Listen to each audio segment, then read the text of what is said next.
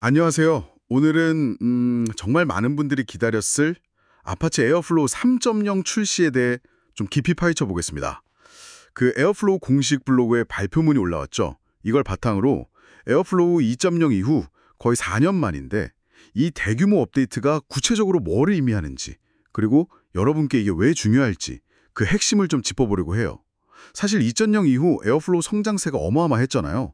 월 다운로드가 3천만 건이 넘고 사용하는 조직도 8만 개 이상으로 늘고, 또 예전엔 그냥 ETL, ELT 위주였다면 이제는 MLOps나 심지어 젠 AI 워크플로우까지 확장됐으니까요. 이번 3.0은 이런 변화에 대한 에어플로우의 답변, 뭐 이렇게 볼 수 있겠네요. 자, 그럼 가장 주목할 만한 변화들부터 한번 살펴볼까요? 네, 그 역시 가장 먼저 이야기할 건 사용자들이 정말 오랫동안 원했던 기능이죠. 바로 대그 버전 관리, 대그 버저닝입니다. AIP-1966으로 진행됐고요. 핵심은 그거예요. 대그 실행이 시작될 때 버전을 딱 기록해 놨다가 그 버전으로 끝까지 실행된다는 거. 아, 그럼 실행 중에 코드가 막 바뀌어도? 네, 그렇죠. 실행 중에 새 버전이 올라와도 지금 돌고 있는 실행은 전혀 영향을 안 받는 거죠. UI에서도 각 실행이 어떤 버전으로 돌았는지 뭐 작업 구조나 코드, 로그까지 다 명확하게 보여주고요. 와, 이게 단순히 뭐 기능 하나 추가됐다기보다는 복잡한 환경에서 배포할 때 위험 부담을 확 줄여주는 그런 운영상의 큰 발전이라고 봐야 해요.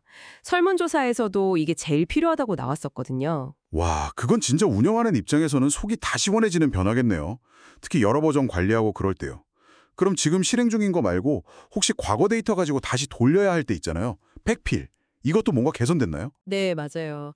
백필 개선 AIP78인데 이것도 정말 요청이 많았죠. 특히 머신러닝 쪽에서 재학습 같은 거 할 때 많이 필요하지만 사실 일반적인 ETL, ELT에서도 꼭 필요하잖아요.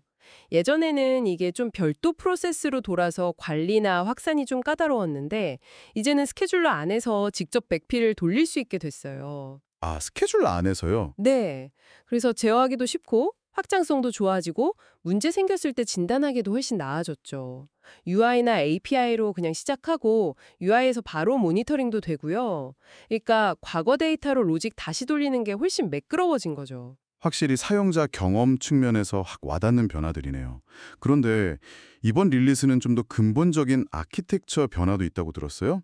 그 작업 실행 인터페이스, 태스크 엑세큐션 인터페이스랑 태스크 SDK 도입이요.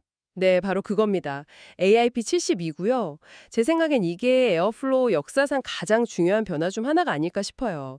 사실상 클라이언트 서브 아키텍처로 전환하는 거거든요. 클라이언트 서버요. 네, 기존에는 스케줄러가 작업을 직접 실행하는 방식에 가까웠다면 이제는 스케줄러는 작업을 지시하고 실제 실행은 독립된 환경, 예를 들면 뭐 다른 컨테이너나 다른 클러스터에서 담당하는 거예요.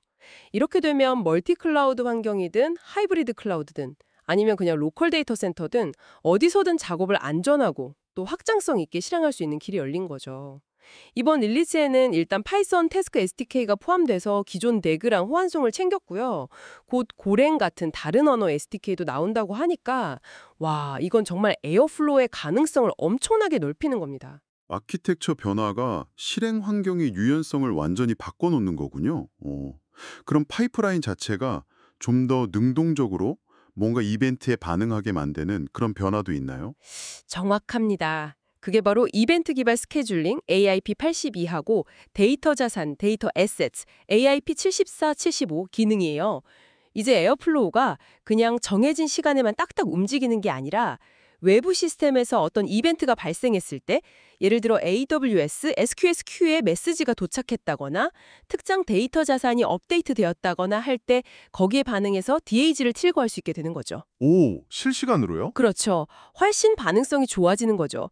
그리고 새로운 자산 중심 구문, 에셋 센트릭 신텍스라는 걸로 대그 코드 안에서 이런 데이터 자산과의 관계를 더 명확하게 정의할 수 있게 됐고요.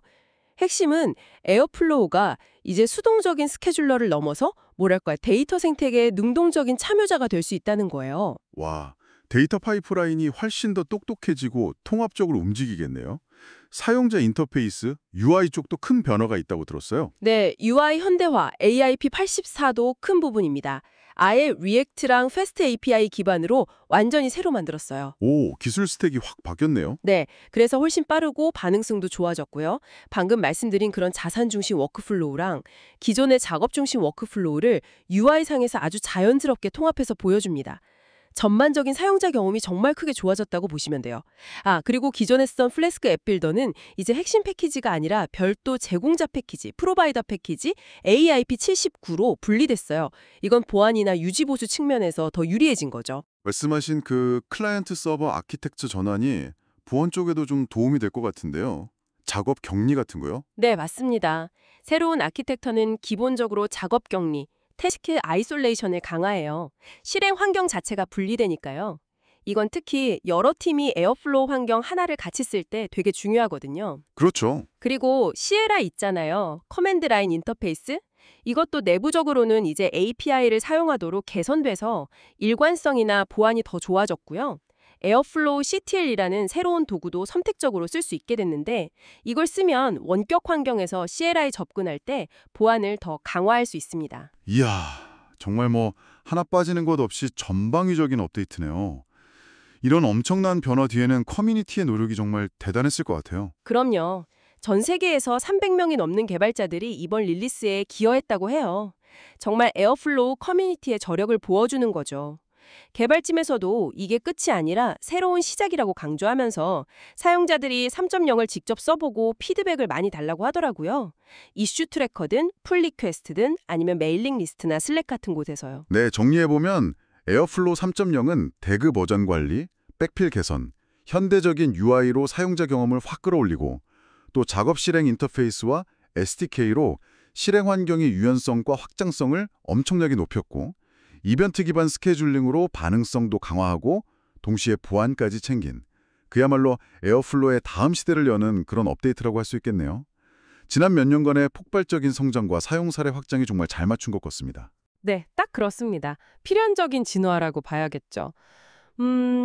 마지막으로 청취자 여러분께 좀 생각해 볼 만한 질문을 하나 던져보고 싶어요. 이렇게 에어플로우가 어디서든 실행 가능하고 또 이벤트에 실시간으로 반응하는 능력을 갖추게 됐잖아요.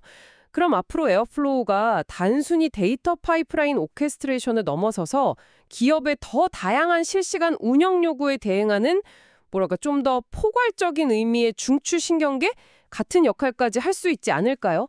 이 새로운 가능성을 어떻게 활용할 수 있을지 한번 고민해 보시는 것도 재미있을 것 같습니다.